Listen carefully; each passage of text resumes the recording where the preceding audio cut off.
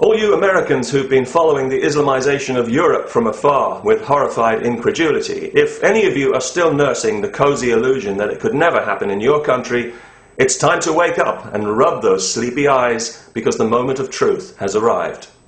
In case you haven't heard, there's a plan afoot to build a 13-story Islamic center and mosque a few yards from Ground Zero in New York. A plan that's been enthusiastically welcomed by politicians and civic leaders eager to show how tolerant they are at other people's expense. Is it possible to be astonished but not surprised? Apparently it's not enough that nearly 3,000 innocent people had to lose their lives in a hideous act of religious mass murder, but now their memory has to be insulted as well, and the religion that murdered them allowed to build a towering triumphalist mosque on the ground where they died. Is America losing its mind? It says a lot about the people behind this scheme that they had the bad taste even to propose building a mosque in such a place.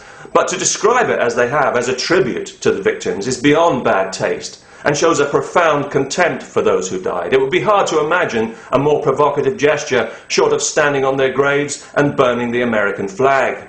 Yet how typical of Islam, with its own hair-trigger sensitivity to the slightest imagined insult, to do something so arrogant and so insensitive. It's going to cost $100 million to build this thing, but nobody's prepared to say where the money's coming from. We do know that the Saudis fund a lot of mosque building in the West when they're not busy trying to stamp out free speech at the United Nations or telling Fox News what to broadcast, so I guess we'll all be paying for it every time we start the car. You know, it seems to me a much more appropriate place for a mosque in New York would be the United Nations building itself, because that organisation has become so Islamo-friendly in recent years that frankly I'm surprised it doesn't already have a minaret. You know, I'm not even American, but it makes me sick to my stomach to think that Islam is going to be allowed anywhere near Ground Zero.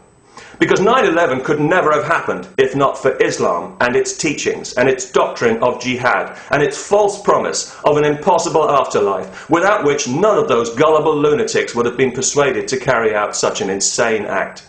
And also because it wasn't just an attack on America, but on all of us in the civilized world, as were the bombings in London, in Madrid, in Bali, the shootings in Mumbai, and everywhere else that the religion of peace decides it doesn't like the way people do things. Any religion that endorses violence is incapable of delivering spiritual enlightenment. How obvious does that have to be? And it has no right even to call itself a religion. Without the shield of religion to hide behind, Islam would be banned in the civilized world as a political ideology of hate, and we have no obligation to make allowances for it any more than we do for Nazism.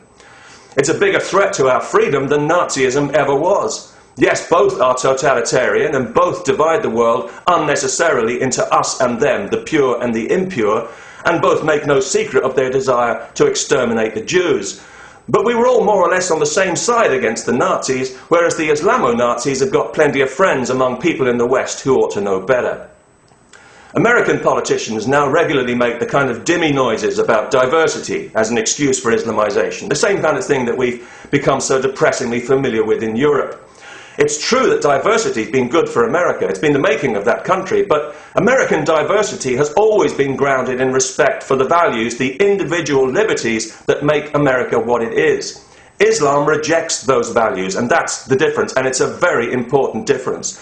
Islam despises what America is. It rejects everything America stands for, including freedom and diversity. And any Muslim who denies that is a liar. The organisation behind this scheme is called the Cordoba Initiative, and the building is to be called Cordoba House.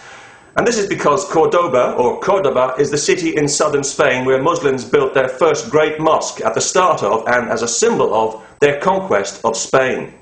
The Ground Zero Mosque is intended to serve the same purpose in America. Building mosques on conquered sacred ground is standard practice. It's what Islam has always done to assert its supremacy, and that is what's happening here. And of course they know how insulting it is, how offensive it is. Are you kidding? Why do you think they chose a site as close as possible to Ground Zero? Or do you think that that was just an accident? And they also know that once it's built, it'll be there forever, as a permanent affront to all Americans, gloating in triumph and a major bridgehead in the ongoing stealth jihad. That's how the Muslim world will see it, and that's how they'll be encouraged to see it. And to be fair to them, that's exactly what it will be, confirming what they've always suspected, that America is a soft country, a decadent country, crippled by political correctness, confused and guilt-ridden, with no backbone and no pride. They plan to open it next year, on September the 11th, the 10th anniversary of the atrocity. Is that tasteless enough for you? I'm surprised they haven't organised a 757 flypast. But you know, it doesn't have to be this way. Here in London, we had a similar situation just recently where they wanted to build a gigantic mosque to overshadow the Olympic Games.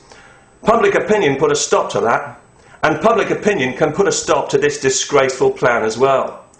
And it can tell this group, and the politicians who support them, that enough is enough, and that this is one insult too far, and that America is a big country, and there's plenty of room for them to build their offensive mosque, if they have to, somewhere else, somewhere perhaps more appropriate to the spirit of their religion, like the Arizona desert or Death Valley.